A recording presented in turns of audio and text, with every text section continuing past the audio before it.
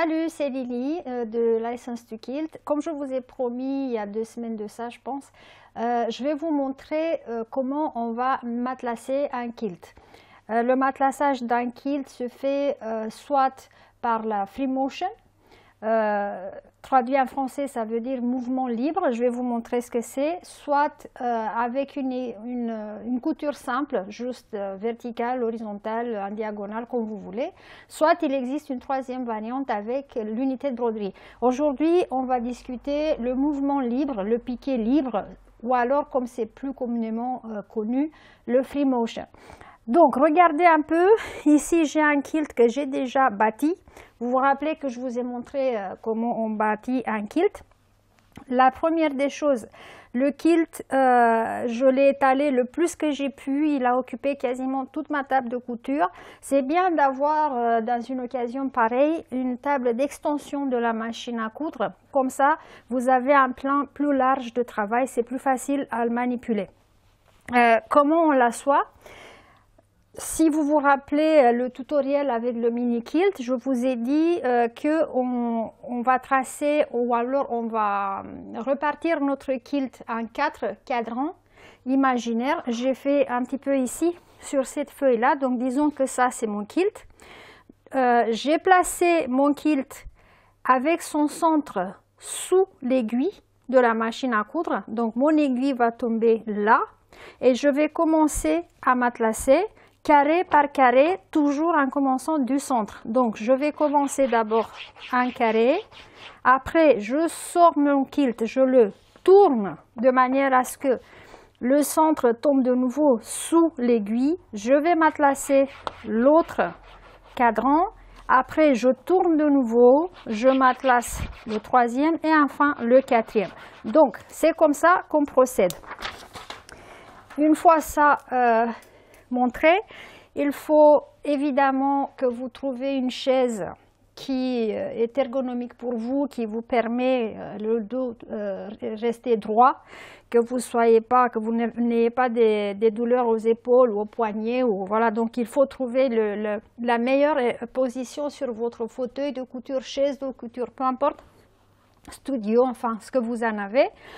Et concernant les fils qu'on va utiliser dans la machine à coudre, du moins pour le côté patchwork, je vous recommande vivement un fil spécial quilting qui se trouve facilement partout.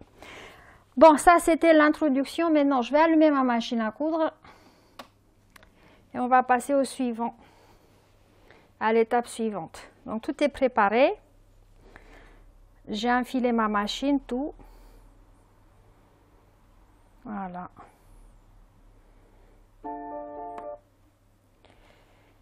Donc, je choisis, le free motion se fait toujours avec la fonction de couture, pas la fonction de broderie, pas dans ce cas-là, rien d'autre. Donc la fonction couture tout simplement. Et si vous pouvez voir, ça dépend de votre machine à coudre, la mienne m'avertit tout de suite sur mon écran. Ici, j'ai une touche qui ressemble à un C inversé. En réalité, c'est une reproduction du pied de biche qu'on utilise pour le matelassage en mouvement libre. Donc c'est un pied qui est ouvert en forme de lettre C. Donc quand je touche ici, j'informe ma machine à coudre que je veux faire du free motion. Et ce qu'elle va faire, elle va baisser les dents qui sont en dessous et qui ont pour habitude, dans des conditions normales, à bouger le tissu. C'est la condition sine qua non pour pouvoir réaliser du free motion. Donc les dents qui sont en dessous doivent être rabaissées. Et donc le point de couture, c'est un point simple. Après, je vous prie d'observer que j'ai partout les épingles à nourrice que je vous ai montré dans l'autre vidéo, comment je les ai posées. Et avant de commencer à quilter, il y a un geste qu'il est obligatoire et là il va falloir faire très attention pour éviter d'avoir des nœuds sur le dos du kilt. Avant de commencer à faire free motion, on attrape le fil qui est donc le fil supérieur, on attrape la roulette de la machine à coudre et on va baisser l'aiguille très doucement. Voilà. Et on va le relever manuellement aussi. Et une fois qu'il est en position haute, on va tirer légèrement sur le fil supérieur. Voilà. Là, je le fais très doucement pour que vous puissiez voir. Voilà. Oups. Et normalement, quand j'ai tiré sur le fil supérieur, il m'a ramené le fil inférieur, la canette, le fil de la canette qui est là. Ce que je vais faire, je vais l'attraper, je le tire. D'accord? J'ai les deux fils supérieur et inférieur dans ma main.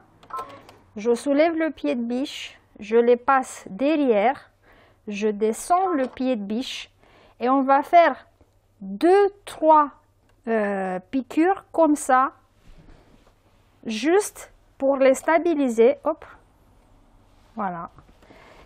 Sans grande vitesse, petite vitesse. Donc, je tiens toujours les fils.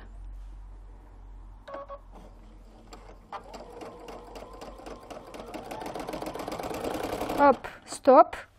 Je laisse le pied en position, l'aiguille en position basse. Je lève que le pied de biche.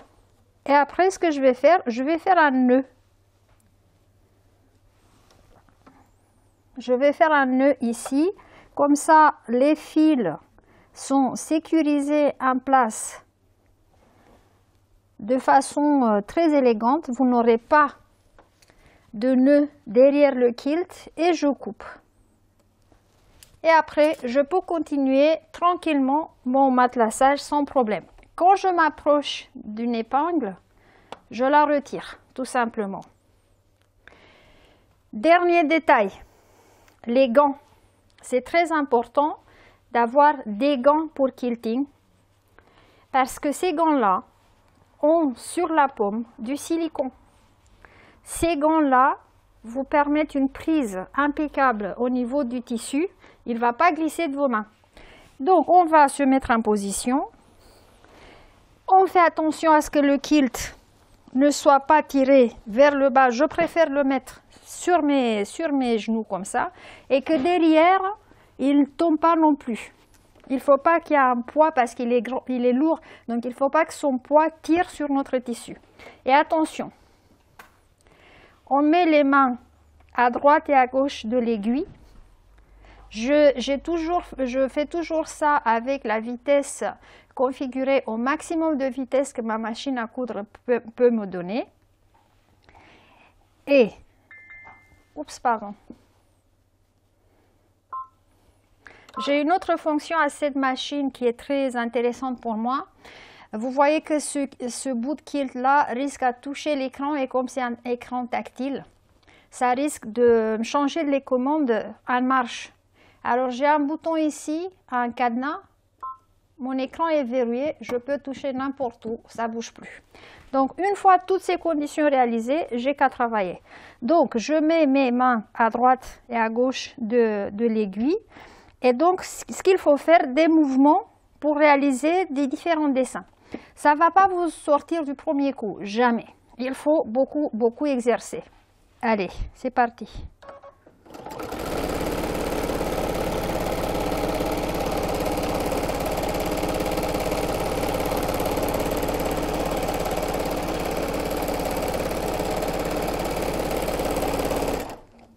Deux choses.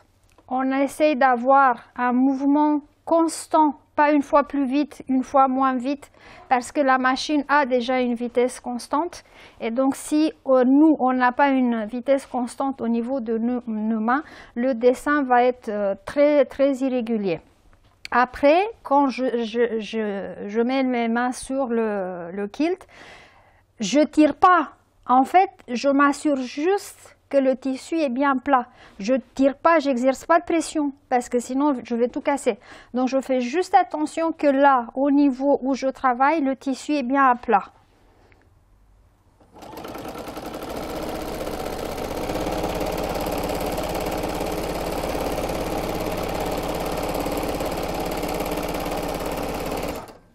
Voilà.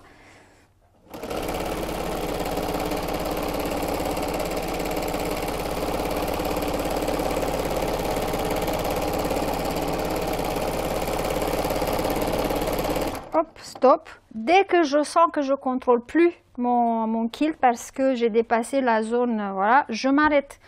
J'enlève les épingles. Je délimite de nouveau ma prochaine zone d'action et je continue.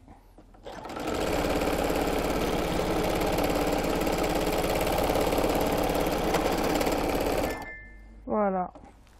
Ici, j'ai eu le fil qui a cassé. C'est pas grave. Je débloque mon écran, hop, et je vais réenfiler ma machine. Ça arrive, donc c'est pas une tragédie. Ça arrive à tout le monde. Faut pas paniquer. Il faut juste réenfiler. En parlant de ça, tiens, c'est quelque chose que je peux vous montrer aujourd'hui. Je profite de ça. Quand on enfile une machine à coudre et qu'on arrive aux dernières étapes, là où on doit passer le fil dans l'aiguille, donc on a mis notre fil partout le trajet indiqué. Première des choses, on baisse le pied de biche. Pourquoi? Parce que ça stabilise la tension du fil. C'est une erreur très fréquente. Beaucoup de monde enfile la machine à coudre avec le pied de biche élevé. C'est pas bien. On le baisse et après on enfile. Voilà. Et donc notre travail, on reprend là où on y était avec un stitch ou deux, un point ou deux de fixation et on continue.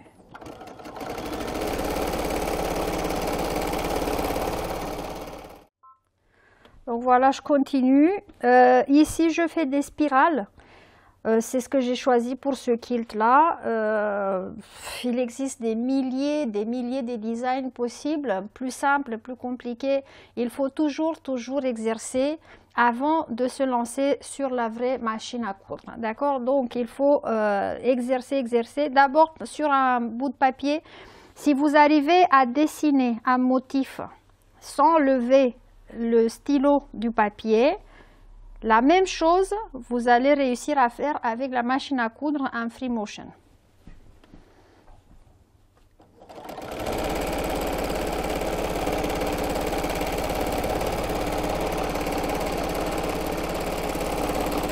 Voilà, je bouge chaque fois que j'ai besoin.